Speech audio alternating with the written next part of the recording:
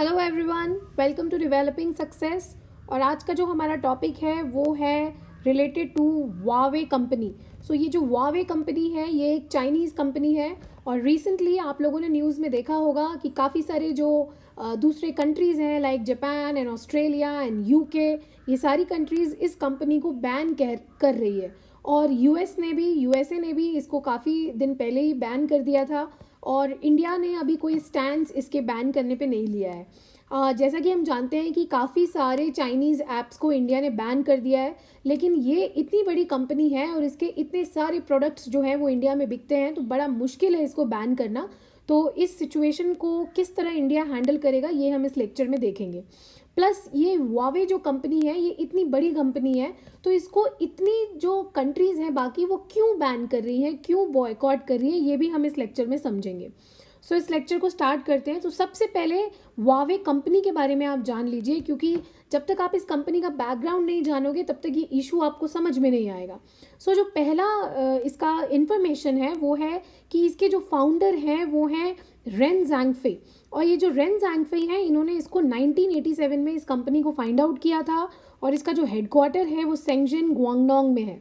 ठीक है, जब ये कंपनी बनी थी तो ये कंपनी फ़ोन के स्विचेस मैन्युफैक्चर करती थी, लेकिन बाद में इन्होंने telecommunication network, mobile phone, smartphone, laptop, tablets, smart watch सब कुछ बनाने लगी।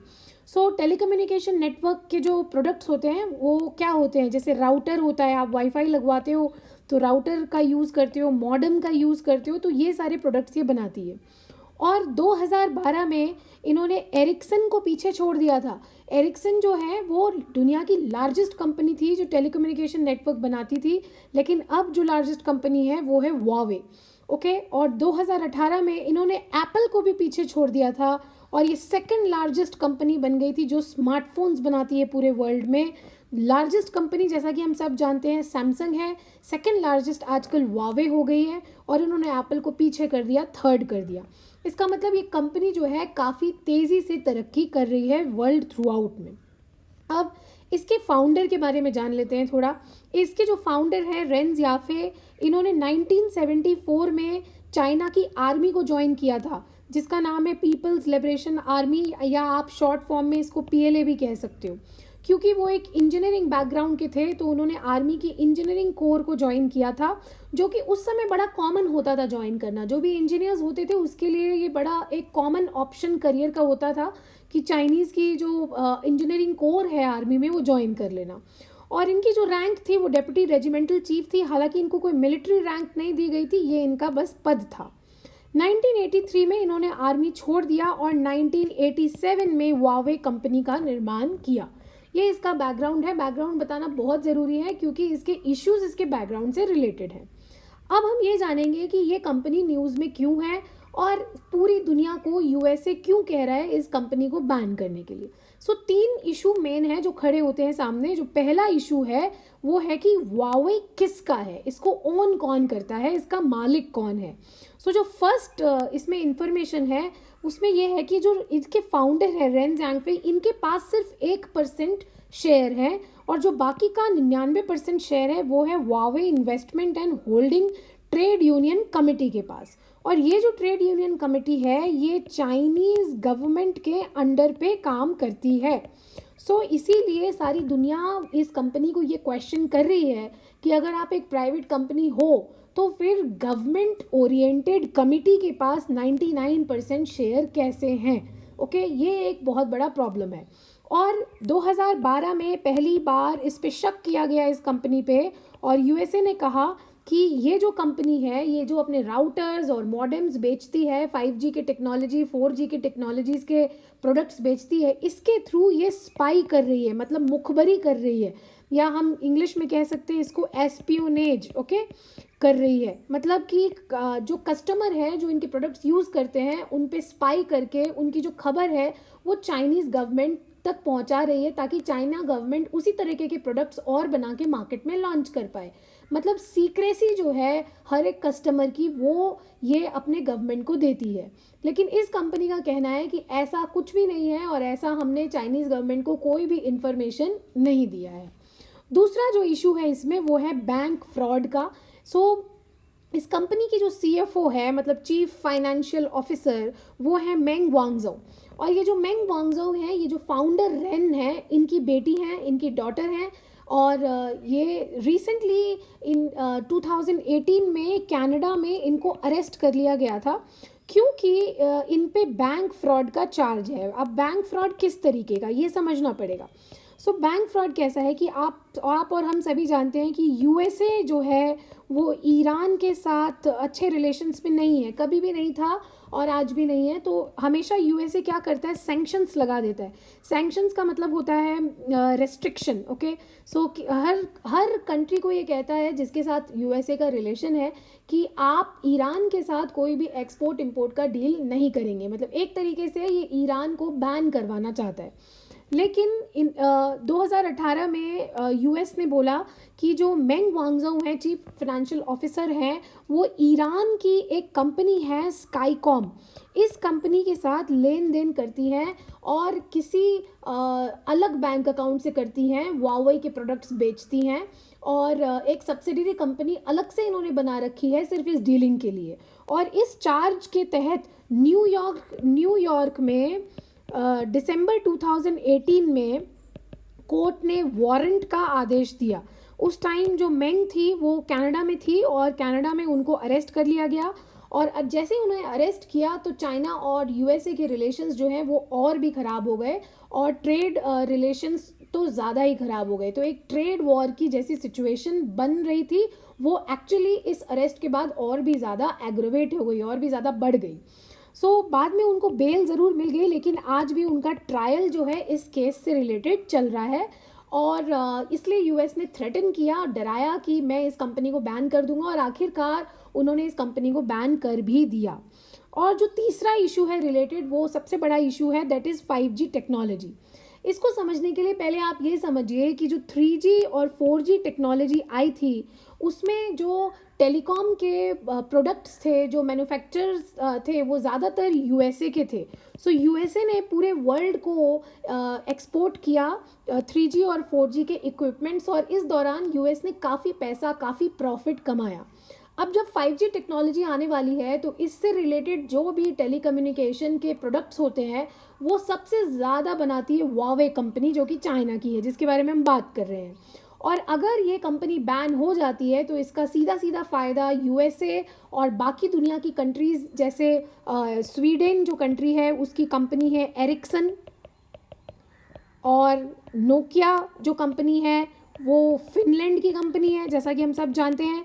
और यूएसए की बहुत सारी कंपनीज़, यूएसए का जो कंपनी है उसका नाम है जुनिपर नेटवर्क्स, और दूसरी कंट्री है, दूसरी जो कंपनी है वो है सिस्को। ये जो कंपनीज़ हैं दूसरे दूसरे कंट्रीज़ की, इनको बड़ा फ़ायदा होगा अगर वावे को बैन कर दिया गया। 5G टेक्नोलॉजी के जो प्रोडक्ट्स हैं, वो यूएसए ये कहता है कि अगर आपने 5G टेक्नोलॉजी के प्रोडक्ट्स वावे कंपनी से लिया तो आप भी स्पाई, मतलब मुखबरी के शिकार बनेंगे, क्योंकि ये जो कंपनी है ये चाइनीज़ आर्मी और चाइना गवर्नमेंट के बहुत करीब है। अगर इनके प्रोडक्ट्स हम यूज़ करते हैं तो काफ़ी सारा जो सीक्रेट टॉक्स है, या सीक्रेट जो नॉलेज है, या कस्टमर की जो मांग है, ये सारा कुछ नॉलेज चाइना आर्मी तक या चाइना गवर्नमेंट तक पहुंच जाएगा। ये एक बहुत बड़ा इशू है इसमें। बहुत सारी कंट्रीज़ ने यूएसए को देखते हुए इस कंपनी को बैन कर दिया है, और उनमें से जो इम्पोर्टेंट कंट्रीज़ हैं जिन्होंने बैन किया है वो है डेनमार्क, पोलैंड, और बहुत ही इम्पोर्टेंट कंट्री है ऑस्ट्रेलिया, और दूसरी बहुत इम्पोर्टेंट कंट्री है जापान। इसके अलावा कुछ छोटी कंट्रीज़ हैं यूरोप में, जैसे कि एस्टोनिया, लाटविया, रोमानिया, स्वीडन, ये सारी कंट्रीज़ ने अभी वावे को बैन कर रखा है। रिसेंटली यूएसए ने यूके को भी, यूनाइटेड किंगडम को भी प्रेशराइज किया कि आप भी इस कंपनी वावे को बैन करिए। पर यूके ने जनवरी 2020 में कहा कि मैं एक कमेटी बैठाऊंगा और इसकी जांच करवाऊंगा। मार्च में कमेटी की रिपोर्ट आई और कमेटी ने बोला ऐसा कुछ भी स्पाई एक्टिविटी, मुखबरी एक्टिविटी पाया नहीं गया। उसके बाद अभी जुलाई 14 2020 को यूके ने एक्चुअली एक बैन, ऑलमोस्ट बैन की तरह कर दिया इस कंपनी को। लेकिन ये जो बैन है ये असल में बैन नहीं है, वो मैं आपको अभी बताऊंगी क्यों नहीं है। क्योंकि ये जस्ट प्रेशराइज्ड कंडीशन में किया गया है और यूके को अच्छी तरह पता है कि जो वावे कंपनी है उसके जैसे कॉम्पिटिटिव प्राइसेस में, मतलब सस्ते दाम में 5G के जो प्रोडक्ट्स हैं वो नहीं मिल सकते। और अगर हम किसी और कंपनी या किसी और देश से ख़रीदते हैं तो कुछ ना कुछ प्राइसेस ज़्यादा ज़रूर लगेंगे। तो चाइना के जैसे जो कॉम्पिटिटिव प्रोडक्ट्स होते हैं वो मिलना बहुत मुश्किल है।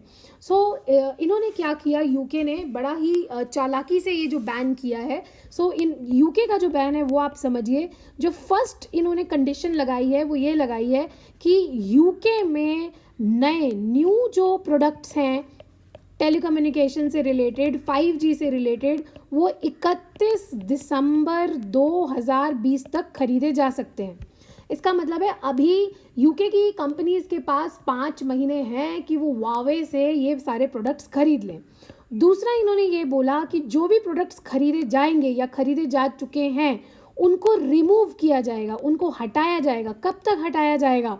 2027 तक। मतलब 7 सालों तक आपने जो प्रोडक्ट वावे का ख़रीदा है यूके में वो आप यूज़ कर सकते हैं और 7 सालों के बाद आप इसको हटाएं।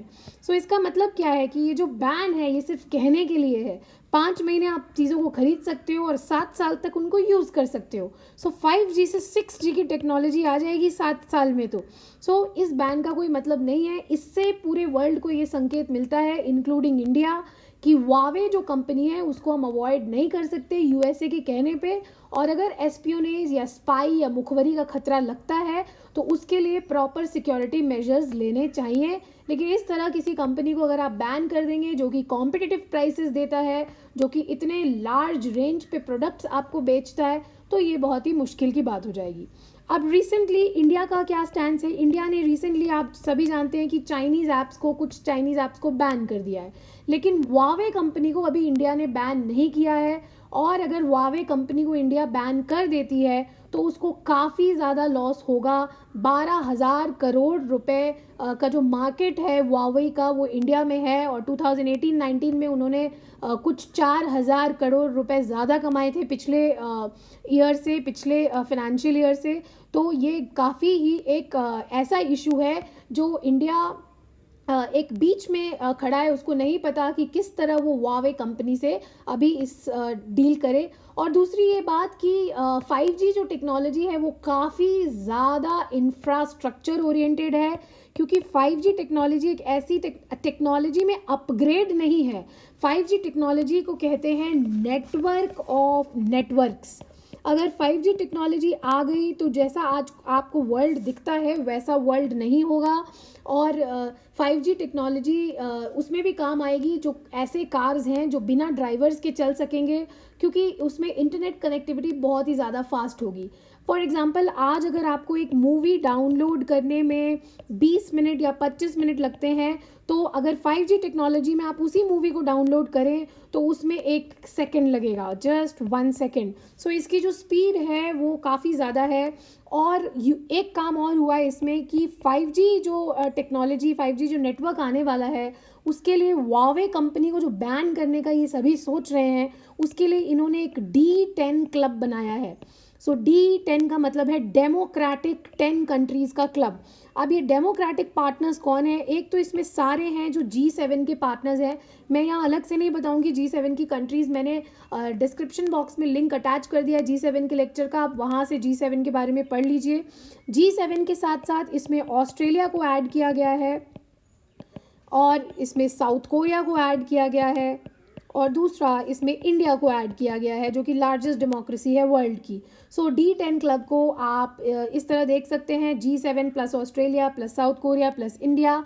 और इस D10 क्लब ने ये डिसाइड किया है कि वावे कंपनी को किसी न किसी तरह अवॉइड करके बाकी कंपनी से हम अपना 5G नेटवर्क का काम निकाल सकते हैं। इसमें इंडिया की जो कंपनी है जियो वो काफ़ी आगे चल रही है। दूसरी है स्वीडन की एरिक्सन और नोकिया जो कि फिनलैंड की है, सिस्को जो कि USA की है। सो ये सारी कंपनीज़ जो हैं वो मतलब फोकस इन पे है कि काम इनसे करवाया जाए। सो ये था हमारा पूरा डिस्कशन अबाउट वावे कंपनी। और कोई भी डाउट अगर आपको वावे कंपनी की इशू से रिलेटेड है तो आप मुझे कमेंट सेक्शन में पूछ सकते हैं। आगे कुछ भी इसमें डेवलपमेंट आएगा तो मैं आपको एक लेक्चर के थ्रू ज़रूर उसमें फिर से बताऊंगी। Thank you so much and take care.